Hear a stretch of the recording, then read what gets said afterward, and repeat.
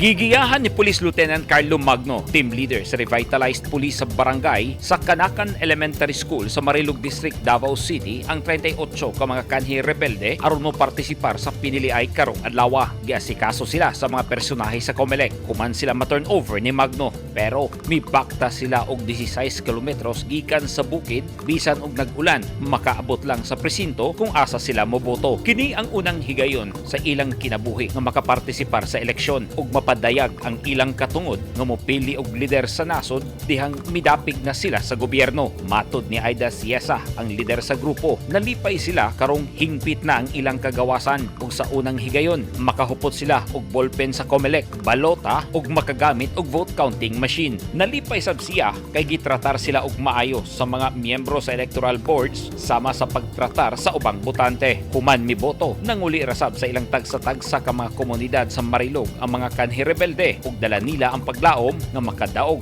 ang kandidato nga ilang giboto.